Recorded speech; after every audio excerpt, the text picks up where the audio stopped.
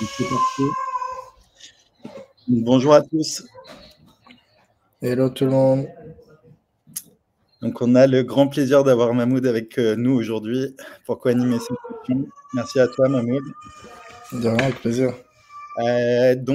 Alors, on est sur notre 6e session de Lunch and Learn Marketing Cloud, donc sur le thème de la gestion et l'analyse des données. Donc, ça va être toute la partie analytics. Donc, aujourd'hui, on va voir notamment comment voir les KPI de performance de vos campagnes marketing. Et puis, on verra plus largement tout ce qui est reporting, dashboard, dans Marketing Cloud. N'hésitez pas à nous dire en commentaire si vous nous entendez bien, si vous êtes prêts à démarrer. Et puis, on va commencer dans une petite minute. Alors, le temps qu'on ait les premiers retours en commentaire, je vais me connecter sur Marketing Cloud.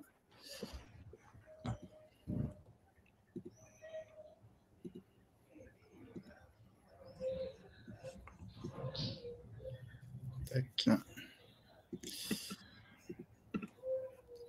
Alors, n'hésitez pas à nous dire en commentaire si tout est OK de votre côté. On a un petit différé, donc on va juste checker que tout est OK de votre côté.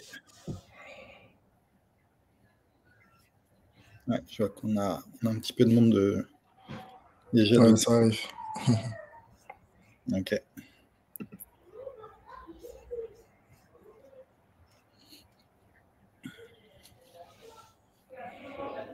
Et dites-nous aussi tout ce que vous utilisez aujourd'hui comme tracking pour mesurer vos performances, qu'est-ce qui vous...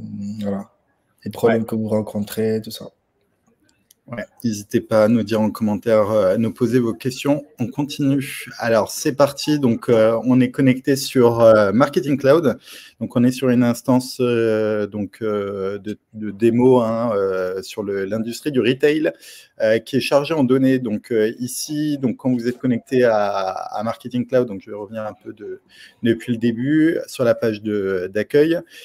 Donc, si vous envoyez vos campagnes email depuis Email Studio, typiquement, vous allez pouvoir accéder aux données de tracking d'envoi sur l'onglet Tracking Sends. Alors ça, c'est un petit peu la méthode historique pour voir pour les puristes, ceux qui utilisaient ExactTarget à l'époque, puisqu'on va le voir, il y a des méthodes plus modernes avec Journey Builder notamment, pour voir les performances de vos campagnes email. Donc, on va couvrir les différentes méthodes.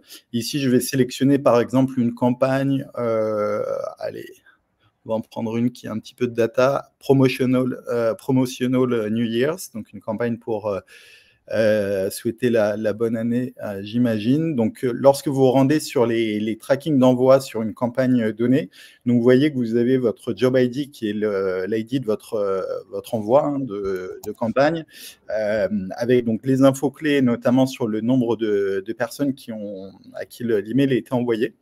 Vous avez donc sur ces infos de tracking un certain nombre d'éléments qui sont assez intéressants, notamment le taux de délivrabilité, donc qui comprend ici 99,9%, et aussi le découpage des bounces, notamment sur les hard, soft et block bounce. Donc c'est intéressant de voir qu'il n'y a pas de problème de délivrabilité et sur un envoi d'email.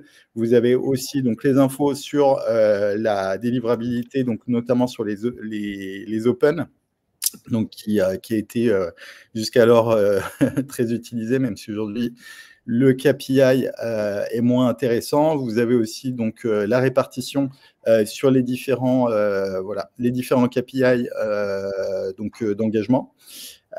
Et de désengagement, donc notamment ceux qui n'ont pas cliqué et pas ouvert l'email. Donc c'est des KPI qui sont à suivre. Vous avez aussi la liste lorsque vous cliquez sur le nombre sur l'audience. Vous avez la liste des personnes à qui l'email a été envoyé. Si besoin, vous pouvez exporter cette liste. Alors, je reviens sur le tracking ici. Il y a un affichage qui est intéressant aussi, c'est l'onglet Quick Activity qui vous permet... je ne sais pas si tu peux te muter juste... Ouais, pardon. Pas de souci, t'inquiète. Donc là, en fait, sur l'onglet Click Activity, donc vous allez voir en fait votre email avec notamment le pourcentage de clics sur chaque lien URL. Donc c'est intéressant pour visuellement voir où les zones chaudes en fait de votre email d'un point de vue engagement sur le clic. Et vous avez donc les liens ici avec voilà le pourcentage de clics. Donc ça, c'est assez intéressant. Vous pouvez renommer les URL sur avec le code AMP-script qui convient. Donc il y a possibilité de renommer l'alias en fait de vos URL pour que le lien ici soit plus parlant pour le métier. Alors, si vous voulez avoir uniquement la partie tableau sur les liens et les pourcentages, vous avez le sous-onglet Link View avec uniquement la visibilité sur le total de fois où le lien a été cliqué et le nombre de fois où le lien a été cliqué de manière unique, donc par une seule personne. Sinon, alors il y a un autre onglet qui est intéressant, alors ici qui fonctionne pas sur l'instance de test, qui est l'onglet Job Links, qui permet en fait après l'envoi d'un email, en fait de changer le point d'atterrissage des URL, puisque en fait ce qui se passe, c'est que lorsque vous envoyez un email avec Marketing Cloud, les liens en fait sont envoyés de manière temporaire, et lorsqu'on clique sur un lien, la redirection est faite côté Marketing Cloud. Donc, vous avez toujours la possibilité de changer, même après avoir envoyé l'email, la destination en fait, de l'URL. Et ça se passe ici sur le Job Links. Mahmoud, n'hésite pas si tu veux rajouter un point. Ouais, non, mais c'est très bien. Est-ce que tu as juste la possibilité d'agrandir un tout petit peu peut-être l'écran ouais. Que tu partages? Ouais. C'est vrai que c'est écrit en petit. Ouais, c'est écrit en... Et en fait, c'est... Ok, ouais, bah, c'est ça. En fait, donc les tracking, c'est vraiment la méthode historique qu'on utilisait sur ExactTarget. Donc, bon, ça permet d'avoir une overview assez générale, assez simpliste, du coup, de tout ce qui s'est passé sur notre dernier envoi. C'est pas mal, les délirabilités. C'est une méthode à l'ancienne, mais qui marche très bien aussi. Ouais, c'est ça. Des fois, pour aller vite, c'est des choses qu'on peut être amené à faire. Et notamment, alors ici sur alors c'est pareil, je dézoome un tout petit peu. Ce qui est intéressant, c'est que sur le set grid preferences, ici on peut définir les colonnes qu'on veut afficher, et du coup on peut personnaliser cette vue, notamment pour avoir rapidement l'information. Là on voit typiquement voilà le nombre d'emails qui ont été envoyés et le pourcentage de CTR. Donc, c'est intéressant d'avoir les KPI rapidement sur les précédentes campagnes et voir si tout se passe bien, en fait, en un point de vue, quoi. Voilà, notamment le taux de délivrabilité. Ça, c'est intéressant pour voir s'il n'y a pas eu un pic de désabonnement ou un pic de délivrabilité sur une campagne, ce qui pourrait signaler que voilà, vous avez un problème à ce niveau-là.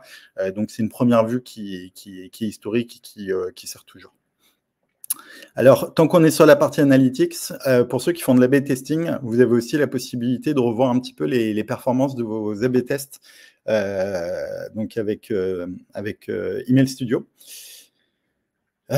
Même si aujourd'hui, voilà, on va faire du multivariate test avec Journey Builder, donc on revoit les solutions historiques. Donc, pour ceux qui font de l'A/B testing, email, ici, vous avez la possibilité, en fait, voilà, d'avoir aussi un certain nombre d'informations, puisque vous pouvez, pour ceux qui ne sont pas familiers avec l'A/B testing, en fait, vous définissez, vous voulez faire de l'analyse, en fait, de performance, par exemple, sur un objet d'email, un contenu d'email, un sender. Voilà, vous pouvez A/B tester un certain nombre d'éléments et définir justement quel est le contenu finalement qui sera le plus performant. Du coup, vous avez la possibilité d'automatiser l'envoi de l'email sur la base du gagnant, hein, du test qui sera qui aura créé un meilleur taux d'engagement. Ou alors, vous pouvez aussi le faire de manière manuelle, c'est-à-dire vous envoyez votre campagne email avec les versions A et B. vous attendez donc la période donc par exemple 3 jours, et après sur la base du gagnant, donc là on voit que le winner c'est la condition A avec 10,68 sur le taux de clic, et du coup vous pouvez à ce moment-là manuellement envoyer donc la version qui win, donc la version A ici, à l'audience finale, puisque en fait hein, on le répète, la B-test généralement on le fait par exemple sur un panel de par exemple 5% et 5% d'une audience donc qui a été définie, et sur les 90% restants, on la garde en latence, le temps justement de définir quelle est la version qui va gagner et envoyer du coup cette version au reste de l'audience qui est en stand-by. Voilà, et donc ça peut être fait de manière automatique ou manuelle, et donc vous avez les infos d'analyse ici qui remontent. Alors ça c'est sur la partie un peu historique avec Email Studio. On a donc comme vous le savez, hein, avec l'évolution de Marketing Cloud aujourd'hui, Journey Builder est au cœur de l'utilisation de Marketing Cloud, notamment pour envoyer vos campagnes, vos parcours automatisés, et aussi pour faire voilà, du multivarié de tests. Donc on va prendre une campagne ici qui nous paraît cohérente. Allez, on va prendre celle-ci. Donc là, en fait, on a un daily deal qui tourne. Donc c'est une journée qui... alors, ah ouais, non, c'est sur du push, j'ai l'impression. Ouais, c'est pas de l'email, ouais. Ouais, on va filtrer sinon sur email. J'essaie de prendre une fall promotional, ça peut être pas mal aussi. Bon, on a de l'email. Donc là, on est sur une journée qui est donc en multicanal, en cross-canal plutôt. Donc on peut ici voir donc dans l'audience qui comprend donc un certain nombre d'opt-in aux promotions. Donc là, on est sur la version... Ouais, il y a la version 2 qui est en draft. Donc là, sur la version 1, on voit qu'il y a 4898 personnes qui ont transité par la première activité qui vient justement définir le meilleur canal hein, pour envoyer la communication. Donc là, j'imagine, c'est s'ils ont l'application mobile, alors on leur envoie un push. Sinon, on vérifie s'il a un numéro de mobile et on lui envoie plutôt par SMS. Sinon, pour les restants, on va leur envoyer un email.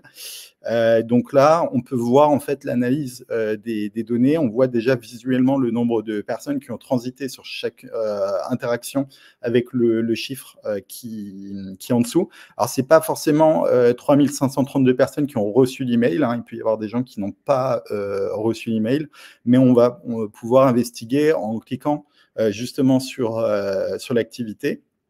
Donc là, bon, on est sur une instance de test, donc forcément, on n'a pas tous les KPI qui vont être affichés. Ah oui, bon, ok, il y a le lien qui...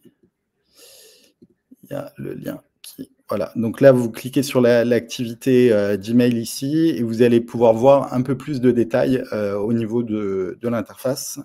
Je pense que si tu cliques sur View Contact, en fait, c'était un peu caché. Ouais.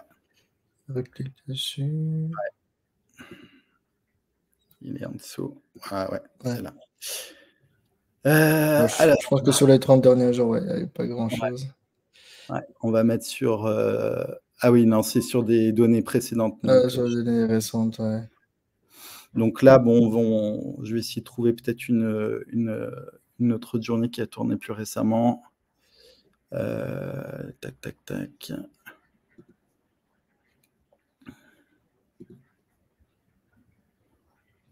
Donc là, en fait, directement depuis... Alors bon, c'est une instance de démo qui n'est pas forcément rafraîchie tous les jours, donc on a des datas qui sont des fois un peu plus anciennes. Voilà, ici, donc on voit que sur les Sur les 30 derniers jours, donc il y a 12 contacts, il y a 17 contacts qui ont été processés, donc qui sont rentrés dans l'activité. Il y en a 12 qui sont en succès et 5 qui sont en hard errors, donc c'est des premiers éléments d'indication. On peut afficher les détails ici, notamment pour voilà, comprendre un petit peu plus ce qui s'est passé. Donc là, on retrouve en fait le diagramme visuel avec le taux d'erreur sur les contacts qui ont transité par l'activité. Et en affichant les détails, on peut effectivement avoir un peu plus d'infos, notamment sur les erreurs, pour voir un petit peu ce qui se passe. Donc des fois, on s'aperçoit par exemple que... qu'est-ce qu'on a eu récemment voilà, il peut y avoir des infos manquantes, par exemple sur une activité Salesforce, on peut voir qu'il y a des champs obligatoires qui sont manquants pour la tâche ou ce genre de choses. Donc là, après, on peut auditer notamment sur le contact key pour voir si, par exemple, le contact, il n'est pas en held ou ce genre de choses dans la All Subscriber List. Donc voilà, c'est des informations qui nous permettent déjà d'avoir un premier niveau pour savoir si les contacts, combien de contacts et quels sont les contacts qui ont transité par les activités. Sur une journey, donc ce qui va nous intéresser, donc ça va être plus largement les journey analytics. Donc là, sur le haut de votre interface, vous avez donc l'icône ici du diagramme qui vous donne en fait l'aperçu sur justement donc donc c'est un dashboard sur votre journey qui va vous donner des informations. Ici, on va filtrer sur les 90 derniers jours, en espérant qu'on ait un peu plus de data. Oui, c'est le cas. Quoique, non, on n'a pas assez de data. Je vais essayer de filtrer de manière un peu plus large.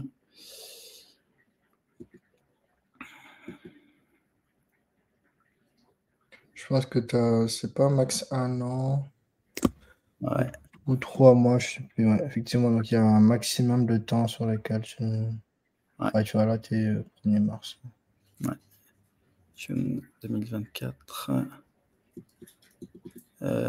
En fait, je pense que c'est trop. Il faut que tu prennes des données d'avant.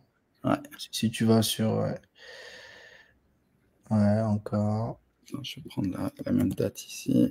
Hop.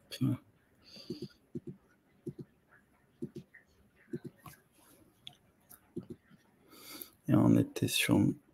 Voilà. Mais... Bon, on va voir si sur cette plage de temps, on avait... Bon, je pense que comme on est sur... Ouais. Tout n'est pas affiché ici en termes de données. Bon, on a des premières infos, notamment sur voilà, comme on l'a vu, hein, sur les données de tracking tout à l'heure dans Email Studio. On retrouve les infos sur le nombre d'emails envoyés sur cette plage de temps à travers donc cette journée, le taux de délivrabilité, etc., etc. Alors, ce qui est intéressant aussi en termes de tracking, donc ça va être la journey history. Donc ça, c'est pour auditer aussi un petit peu plus dans le détail, notamment si on veut reprendre un contact ou plusieurs contacts en particulier. On a tous les détails sur le taux de succès ou le nombre de contacts qui ont transité dans la journée et par quelle activité dans la journée ils sont passés. Donc, si on prend par exemple un contact key en particulier, on va pouvoir filtrer sur ce contact key et potentiellement sur, donc on peut reprendre une version spécifique de la journée, etc. Ou aussi une activité, par exemple, si on veut regarder quand est-ce qu'il est rentré dans la journée, donc on peut mettre Start Interaction.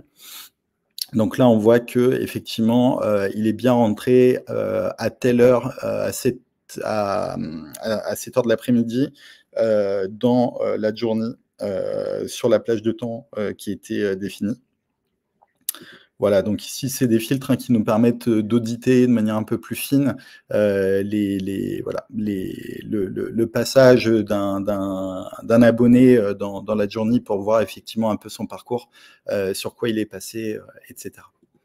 Ouais, c'est assez intéressant cette partie, parce que de temps en temps, quand on perd un contact, ou quand on veut identifier, voilà, souvent un contact qui n'aurait pas reçu un email ou la création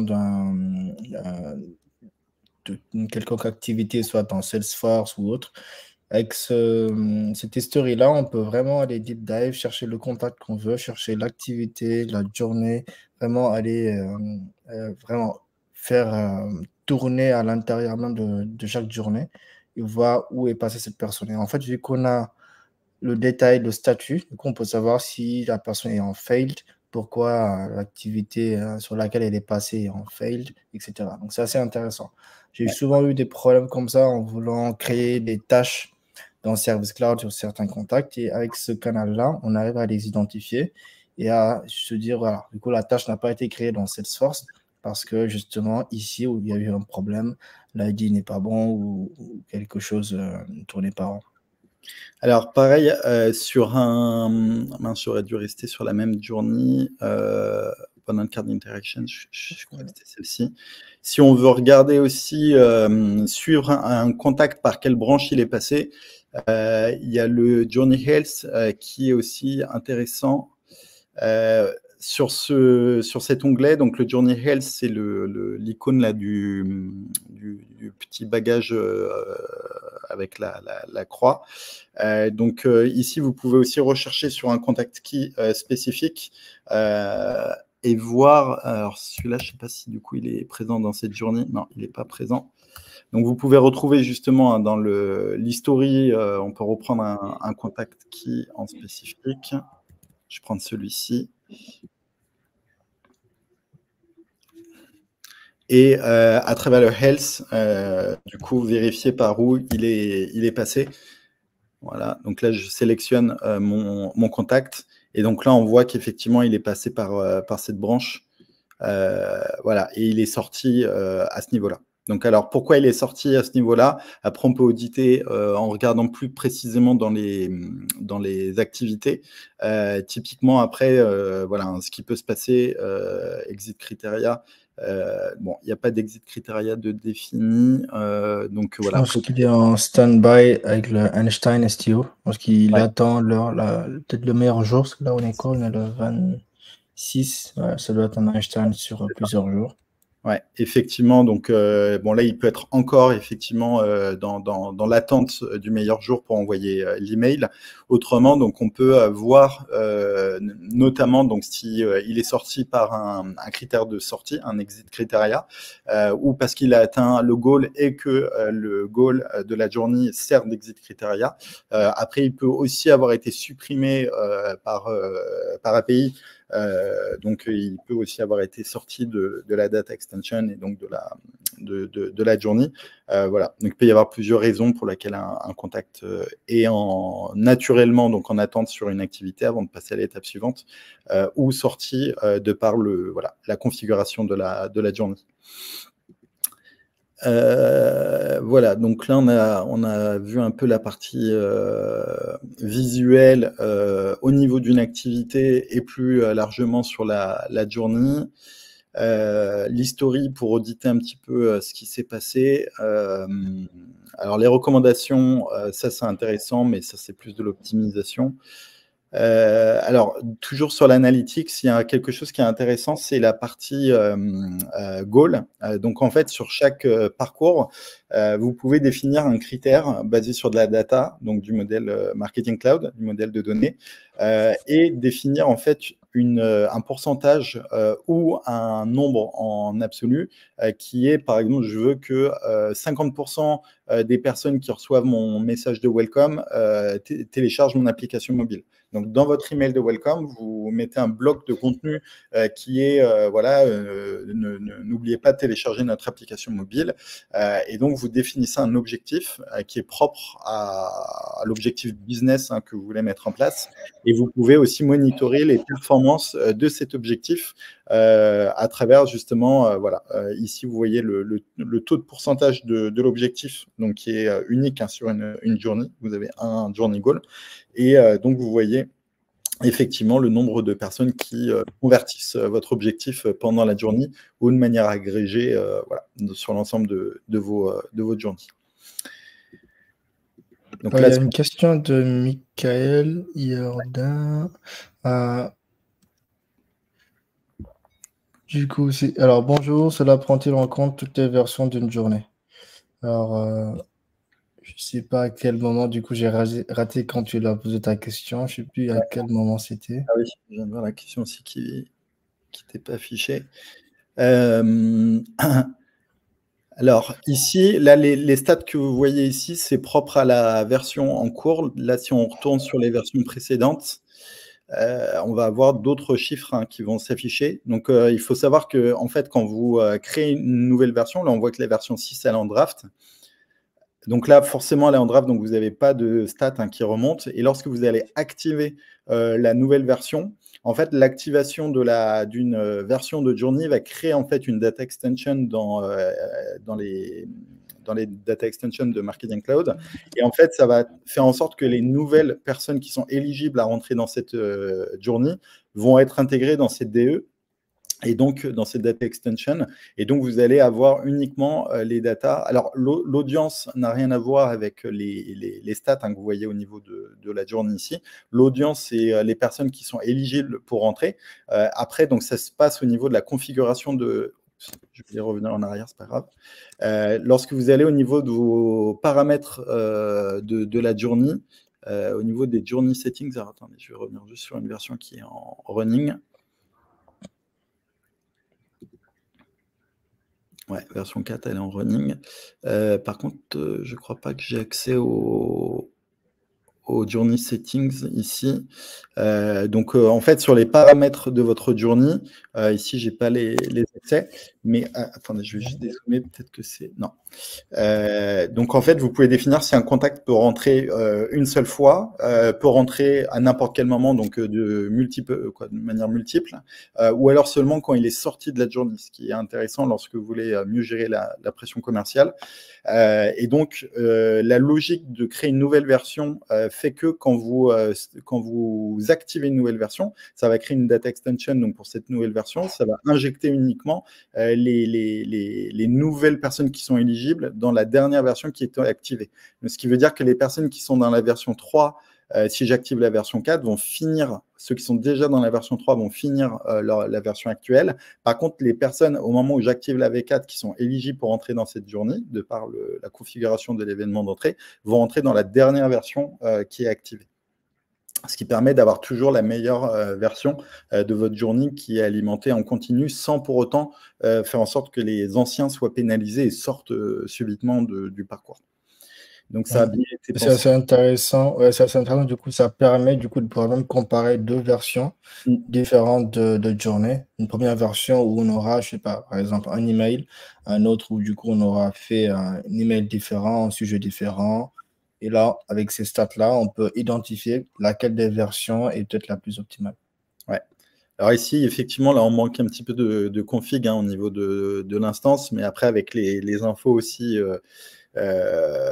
voilà, vous voyez que vous avez pas mal de cartes qui vous permettent d'avoir des infos additionnelles, notamment sur l'intégration GA4, Google Analytics. Donc là, voilà, c'est des infos qu'on peut aussi utiliser pour voir les performances de conversion plus largement sur le site web. Donc, alors, on a déjà traité un des journées, donc on va rester vraiment sur la partie analytics ici. Que dire? Alors, n'hésitez pas si vous avez des questions supplémentaires. Alors, est-ce qu'on a bien répondu à ta question, Michael? N'hésite pas sinon. Alors, sur les statistiques que vous voyez, c'est des données d'engagement des abonnés, donc notamment sur le passage dans la journée, le clic, l'ouverture, etc. Donc, si on va sur les détails de l'activité en l'occurrence. Après, si vous voulez requêter de manière plus exhaustive et avoir l'ensemble des infos que vous pouvez requêter dans Marketing Cloud, toutes les données d'engagement donc de vos abonnés sur vos communications sont aussi accessibles via ce qu'on appelle les data views. Mahmoud, je te laisse introduire un petit peu le concept. Ouais. Yes, alors ouais, donc les data views, du coup, c'est vraiment l'étape technique Salesforce. Donc en fait, Salesforce met à disposition différentes tables permettant de requêter via SQL les données de tracking. Donc, on en a pas mal. On en a sur les emails, on en a sur les push et sur les SMS. Et aussi, de manière générale, sur la plateforme, les subscribers, etc. Donc, c'est un ensemble de tables et un ensemble de champs qu'on peut requêter. Donc, vous pouvez le faire soit par SQL Query ou bien aussi par Query Studio pour tester. Donc, ce qu'on fait d'habitude, c'est que voilà, on les stocke. Vu que ces données-là sont disponibles 6 mois en fait, il y a une rétention naturelle de 6 mois de ces tables techniques, Salesforce. Donc, ce qu'on fait d'habitude, c'est que tous les jours, il y a des process qui viennent prendre tout ce qui s'est passé en daily et les stocker dans votre Marketing Cloud. Il s'ensuit des fois des analyses que vous pouvez faire en interne dans Marketing Cloud via des filtres, etc., pour voir les personnes les plus réactives sur vos emails, etc. Ou aussi des analyses assez plus pointues qui nécessitent peut-être d'autres systèmes différents de Marketing Cloud. Dans ce cas-là, on transfère ces données-là dans des systèmes de data lake. Donc, vous pouvez transférer via FTP, via Google Cloud maintenant et Amazon. Donc, c'est très performant. C'est le transfert de ces données maintenant. Donc, c'est vraiment un ensemble de tables qui vous permet de requêter pas mal de données. Vraiment, on en a énormément. Énormément, et ça touche à tout. Donc, des journées. Et ça se complète aussi avec le temps. Hein, les data views évoluent aussi avec les mises à jour, les releases qui sortent. Oui, c'est exactement ça. Il y en a de plus en plus. Donc, sur les nouveaux canaux, même sur Line, j'ai oublié. Donc, sur le canal Line aussi, on a quelques data views qui sont disponibles. Donc, toutes ces données-là sont disponibles pour vous dans les plateformes Marketing Cloud. Donc, voilà. Vous avez les données de subscribers, donc vous saurez qui est, par exemple, sur cette table-là, on parle de l'unsub. Donc, vous pouvez savoir qui s'est désabonné, quand est-ce qu'elle s'est désabonnée, et aussi la journée, vous avez le job ID qu'il faut identifier, l'email sur laquelle cette personne-là s'est désabonnée. Et c'est le numéro d'envoi. Voilà, c'est le numéro d'envoi de chaque email. Donc, en fait, donc, ces données-là sont des données brutes. Donc après, bien sûr, pour vraiment pouvoir identifier ça de manière plus optimale, par exemple, retrouver le nom précis de l'email, la journée sur laquelle l'email a été mis, etc. Donc, il faudra faire quelques autres requêtes dans Marketing Cloud ou hors Marketing Cloud pour essayer d'avoir un suivi assez linéaire, assez simple à voir de ce qui s'est passé. Donc là, il y en a... Vas-y. Ouais, donc là, en fait, vous voyez dans les exemples de requêtes SQL, dans les exemples de requêtes SQL, vous avez ici des queries qui sont mises à disposition qui vous permettent d'avoir des résultats sur des besoins récurrents. Donc, n'hésitez pas à parcourir un petit peu. Donc, ça se passe au niveau du help salesforce.com. Si vous mettez Marketing Cloud Data Views sur Google, vous retombez sur ces liens. Et du coup, effectivement, alors il y a une pratique qui est intéressante des data views et notamment, donc ça va être pour la remontée des infos dans Sales Cloud, donc via le connecteur, donc Marketing Cloud Connect, vous pouvez bien entendu faire remonter les données de tracking email, notamment sur les bounce, les clics, les open, etc. Donc ça, c'est du natif. Par contre, dès lors qu'on va traiter du multicanal, notamment le SMS, donc vous avez des statistiques qui sont propres, des KPI qui sont propres au SMS, propres au push, etc. Vous pouvez utiliser les data views pour requêter ces infos via les tables système Marketing Cloud, les mettre en dur dans des data extensions, puis exporter ces informations-là dans Salesforce pour en faire bénéficier le service client, par exemple, et avoir une vue agrégée de toutes les communications et voilà l'historique des messages envoyés sur la fiche CRM du client. Ça, c'est la manière dont on procède typiquement. Alors, ensuite, sur la partie donc analyse des données, donc vous voyez historiquement, donc comme on vous le disait tout à l'heure, vous avez donc dans Email Studio la partie tracking d'envoi et rapport. Donc ça, c'est la très, très vieille méthode mais pour que vous le voyez, voilà, qui vous liste les rapports que vous pouviez créer dans Marketing Cloud. Il faut savoir que ces rapports-là, en fait, vous pouvez non seulement, donc chaque rapport a un usage qui lui est dédié et vous affiche un certain nombre d'informations, vous pouvez automatiser avec Automation Studio le rafraîchissement et l'envoi par email des rapports pour recevoir notamment un snapshot de vos performances Marketing Cloud et recevoir ça sur le FTP Marketing Cloud ou par email. Donc ça, c'est des jobs qui peuvent être automatisés directement depuis le rapport. Alors, et donc, si on vous montrait ça, c'est que maintenant, en fait, avec les nouvelles versions de Marketing Cloud, on a ce nouveau builder, Analytics Builder, en fait, qui reprend notamment les rapports ici. Donc ça, c'est la version plus récente des rapports. Donc comme ça, vous avez vu la vieille version et la version actuelle qu'on va vous montrer ici. Et donc, les rapports sont une bonne méthode pour visualiser aussi des informations. Donc, lorsque vous allez au niveau des rapports, donc vous voyez, vous avez des raccourcis qui vous permettent notamment d'accéder à des informations particulières. Vous avez des filtres aussi sur un certain nombre d'éléments. Vous avez en fait ici les sauvegardes des rapports qui sont les plus importants pour vous, que vous pouvez lancer comme ça plus facilement directement depuis cette boîte de dialogue. Nous, si vous voulez afficher l'ensemble des rapports existants dans Marketing Cloud, vous pouvez aller au niveau de l'onglet catalogue et ici scroller sur l'ensemble des... Alors ici, vous voyez qu'on a 56 items. Il faut savoir que la liste des rapports dépend aussi de ce que vous avez souscrit auprès de Marketing Cloud, notamment ce qu'on appelle les rapports Discover ou ce genre de choses. Donc, ça peut être des lignes au niveau de ce que vous avez acheté auprès de Salesforce. Alors, vous pouvez filtrer les rapports en fonction des canaux que vous utilisez. Par exemple, si je veux afficher plutôt les rapports qui sont liés à Journey Builder, ou par exemple à un canal, par exemple au SMS ou ce genre de choses. Voilà, vous avez comme ça la possibilité d'avoir, voilà, moi je vais filtrer par exemple sur email si c'est ce qui m'intéresse. Et sur la base justement de la description, vous pouvez comme ça accéder, donc créer un rapport. Donc là, je peux jouer ce rapport sur les 30 derniers jours. Donc, c'est sur une plage glissante, sachant que vous pouvez aussi sélectionner, par exemple, sur les 7 derniers jours et automatiser donc le rapport ou les 24 dernières heures et vous envoyer de manière quotidienne le rapport. Moi, je vais utiliser sur les 30 derniers jours, par exemple.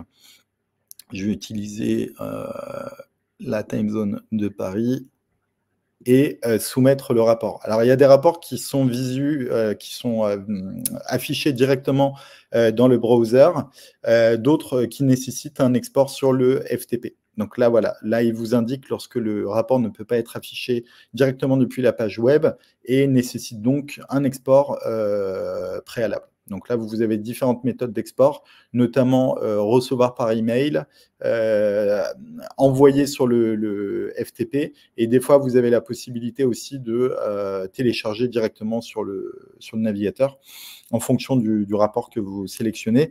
Alors ici, c'est parce qu'il y avait beaucoup de data et le rapport est assez complexe. On va essayer d'en prendre peut-être un autre. Je vais voir si celui-ci fonctionne plus dans le browser. Je vais prendre les données un peu brutes. Non, pareil.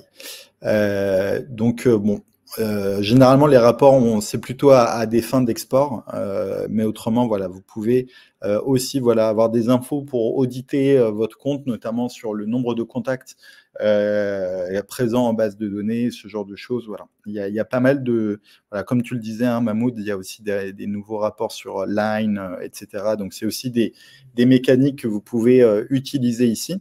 Alors après, ce qui est intéressant, alors je vais plutôt regarder ce qu'il y a au niveau de l'overview, puisque là, je vois qu'il y a des rapports qui sont déjà préenregistrés. Donc, il faut savoir que ces snapshots, en fait, c'est des rapports qui ont été... Donc là, on voit qu'il y a la source du rapport. Et en fait, on voit qu'il y a un nom du rapport. Donc, il a été nommé parce qu'il a été configuré, ce rapport, avec donc, les settings, donc les paramètres, notamment sur quelle plage glissante, quelle audience, etc. Et donc, si je veux, je peux rafraîchir ce rapport ou si j'accède à ce rapport, je peux aussi l'éditer si besoin de modifier les paramètres.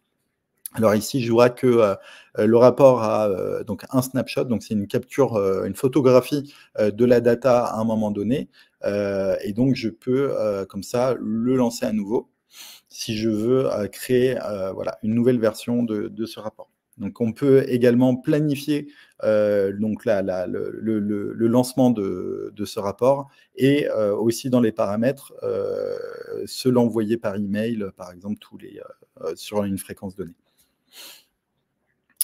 Donc ça, c'est pour les rapports dans Analytics Builder. Donc c'est quelque chose qui est assez intéressant. Alors on vous aurait bien montré, mais bon, on vous invite à regarder. Alors il y a plusieurs modes d'affichage.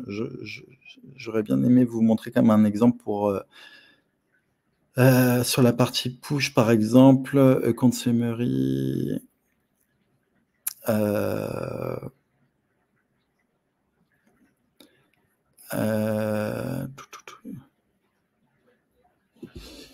Je ne sais pas si on va avoir plus de chance ici, non. Bon, je pense qu'après, ça dépend. Ah, peut-être parce que je prends trop de... Ouais, c'est ça, quand c'est assez lourd, peut-être 24. Ouais. Non, c'est pareil. Bon, en fonction des rapports et de la manière dont c'est configuré, souvent, ils vous affichent ou pas les infos indirectement dans l'interface. Ici, voilà, on vous invite vraiment à naviguer. Si besoin, vous pouvez aussi aller sur le help.salesforce.com donc pour avoir pour chaque rapport un peu plus d'informations que la description ici, pour savoir quand jouer tel ou tel rapport. Il y en a vraiment pas mal. Donc, n'hésitez pas à explorer, à les lancer et à voir voilà, comment, si certains rapports peuvent être intéressants pour automatiser voilà, la réception, notamment si vous voulez voilà, partager les performances à votre management, par exemple. Alors, toujours dans Analytics Builder, vous avez aussi donc, les rapports intelligents via Intelligence, Marketing Cloud Intelligence. Donc, pour info, donc, Intelligence, c'est le nom qui est issu de la solution Datorama. Donc Datorama qui a été tout d'abord une solution qui est toujours utilisée out of Marketing Cloud, donc en dehors de Marketing Cloud. Et ici, ils ont intégré de manière gratuite donc intelligence dans Marketing Cloud sur un premier niveau d'analyse des métriques dans votre instance Marketing Cloud. Donc ici, ça vous donne en fait du dashboard, notamment sur voilà, tout un tas d'infos concaténées au niveau de votre org Marketing Cloud. Et donc, vous avez la possibilité comme ça de créer en fait un certain nombre de dashboards qui peuvent voilà, être intéressants de travailler, de visualiser pour voilà, différents besoins. Là, ici, on voit qu'on a un tableau de bord des campagnes 2023. Donc, on peut comme ça voilà, sélectionner un certain nombre bon, là, je pense que c'est les business units en l'occurrence. Donc, je peux sélectionner celle sur laquelle je me trouve pour filtrer en fait les résultats. Et j'ai ici des informations voilà, qui sont concaténées et qui me permettent rapidement voilà, d'avoir des informations. Donc là, voilà, on peut filtrer après sur... bon, c'est une interface qui est assez riche et qui vous permet comme ça de visualiser en fait vos données donc sur du dashboard donc, qui a été préconfiguré. Donc là, on voit on a des cartes hein, qui sont activables. Je vais revenir au niveau de mon overview email ici. Donc là, on voit sur la délivrabilité, donc sur les 30 derniers jours, le nombre d'envois d'emails, le nombre de bounce, etc. Donc, ça vous donne en fait notamment des infos sur Voilà, là, on voit, par exemple, s'il y a des problèmes de délivrabilité, des choses qui doivent attirer l'œil, etc.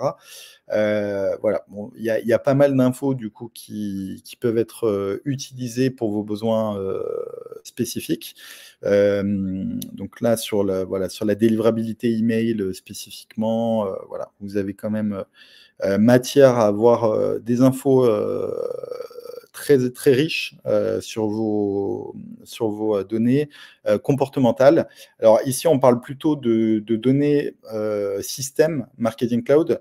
On a la possibilité d'utiliser des tables pivots si on doit, par exemple, alors je vais essayer de prendre un exemple de table pivot. Donc vous avez la possibilité de croiser donc, des infos dans les donc sur les rows et les columns, donc sur les lignes et les colonnes. Alors, j'ai pas pris forcément un bon exemple ici.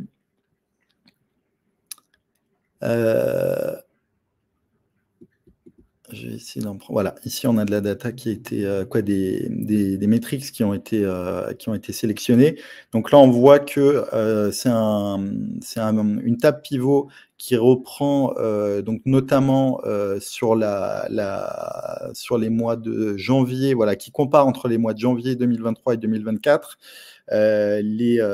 Bon, en 23, du coup, j'ai pas l'impression qu'ils avaient des datas, mais en tout cas qui permet de aussi visualiser ou comparer la performance des campagnes dans le temps. Donc ça, c'est un exemple voilà, qui montre les différents envois d'email sur un même mois et qui permet comme ça de voir l'évolution dans le temps. Donc vous pouvez utiliser uniquement ici dans les métriques les infos Marketing Cloud. Vous ne pouvez pas injecter de la metadata pour filtrer par exemple sur des attributs du contact. Pour cela, il faudrait exporter les données par exemple sur du tableau et faire ça sur un système dédié. On a deux questions. Alors, je vais reprendre la deuxième question pour rester sur Intelligent. Donc, c'est Michael qui demande, est-ce que l'onglet Queries est par défaut dans l'interface?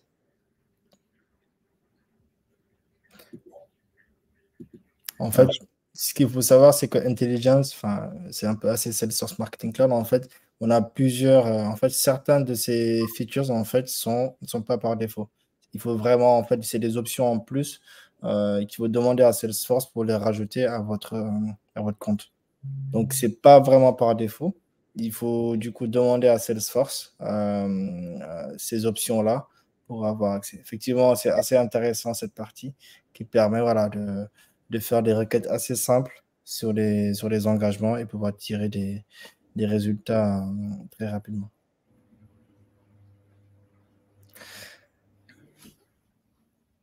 Et l'autre question de Julien, donc c'est par rapport au dashboard monitoring, une question très intéressante qui est revenue pendant plusieurs années, Julien. En fait, il n'y en a pas par défaut. Donc, du coup, ce qu'a fait Salesforce, je pense que c'était en hiver, c'était sur la release d'hiver ou celle d'avant. En fait, maintenant, il y a une data view, il y a 2 data views qui sont maintenant disponibles qui te permettront de requêter les automations et de pouvoir tirer des rapports sur ces automations, c'est-à-dire voir si les automations sont en pause, en erreur, etc. Donc ça, c'est la nouvelle méthode. Par contre, le problème de celle-ci, je l'ai expérimenté, c'est que les données ne sont pas en temps réel. Donc, on a 24 voire 72 heures avant que les infos descendent dans les data views.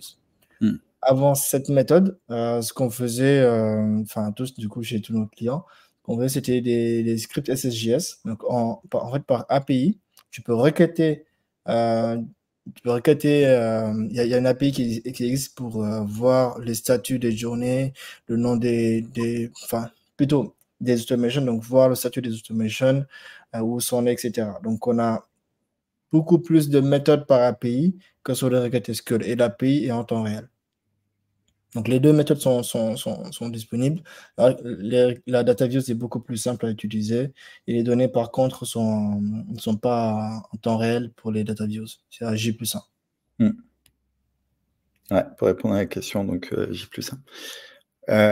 Alors, il y a... alors, n'hésitez pas, si Ici, merci Mahmoud pour les réponses, c'est très clair.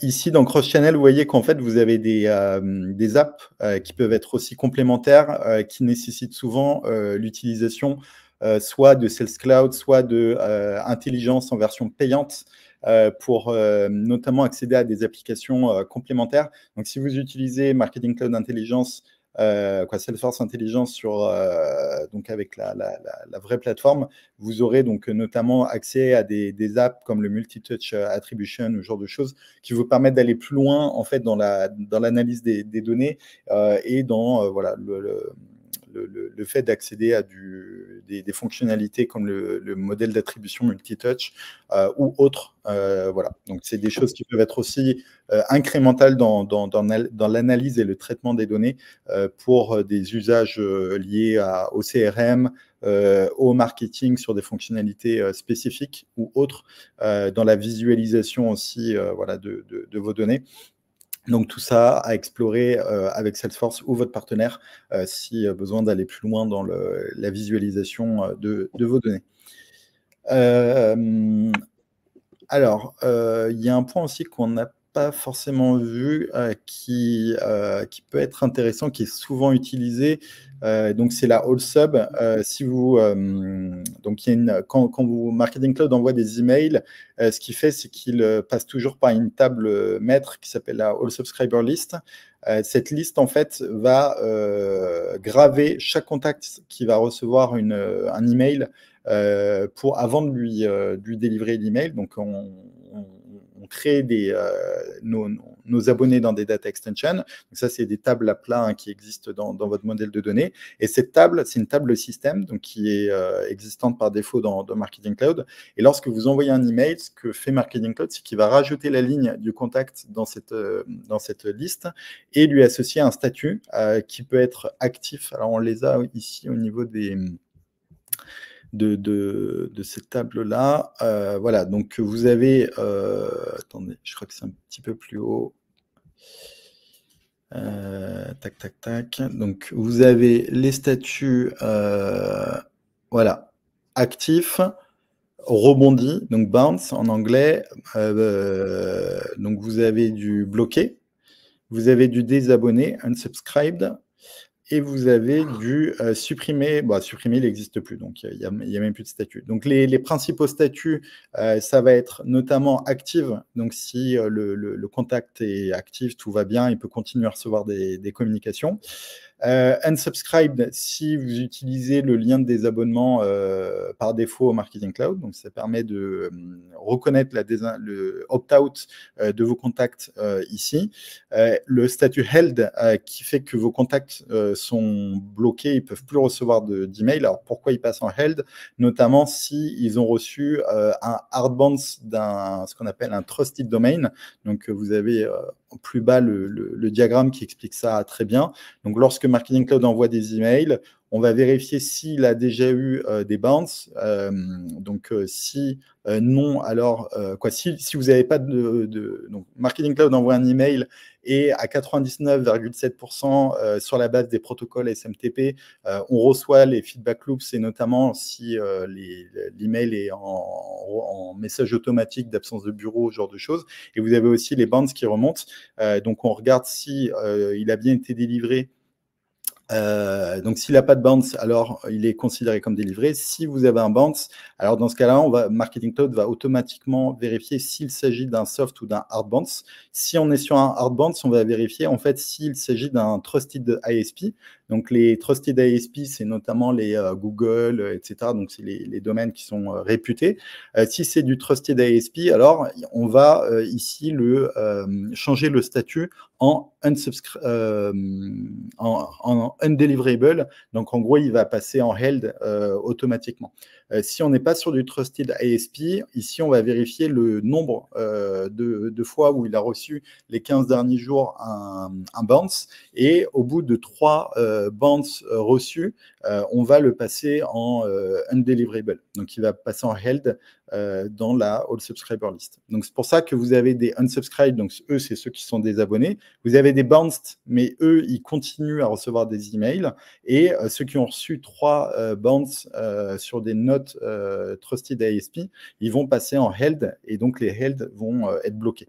Donc, si vous voulez nettoyer vos données, vous pouvez notamment traiter les unsubscribed et les held, mais laisser les actifs et les bounced dans votre liste pour voilà, avoir une bonne hygiène de votre base de données Marketing Cloud. Alors, est-ce qu'il y avait d'autres questions? Ouais, donc alors pour les data views, donc ça va se passer par SQL via Automation Studio. Hein, tu me corriges, Mahmoud, si Ouais, il y a c'est ça. la méthode. Après, par API aussi, on peut requêter la data dans Marketing Cloud. Et je pense que pour l'analytics, c'était aussi ça. Alors, ouais, il y a quelque chose qui est aussi intéressant. Dans Journey Builder, donc on a parlé de... Alors, avant, on faisait de l'A/B testing directement sur les composants email dans Email Studio. Ce qui est intéressant aujourd'hui, ça va être d'utiliser les... alors, je ne sais pas si on a un exemple ici de multivariate test, peut-être via les...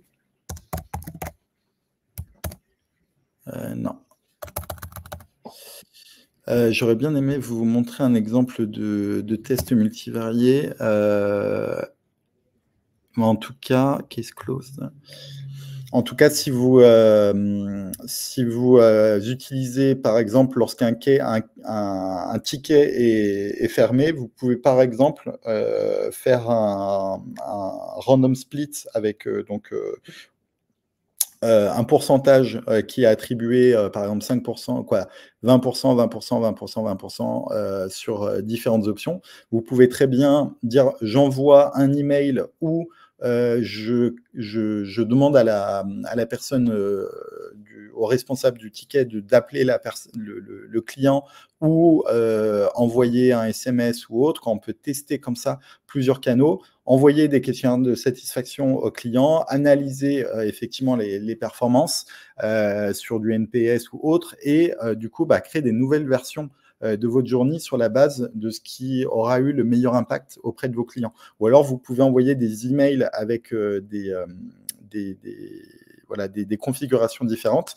Et aujourd'hui, vous avez même la capacité d'automatiser ça directement depuis l'activité dans la journée et définir quel est le gagnant pour faire en sorte que pour les prochains, le chemin qui aura eu les meilleurs taux d'engagement puisse faire en sorte que les prochains passent uniquement par le chemin qui est le mieux engageant.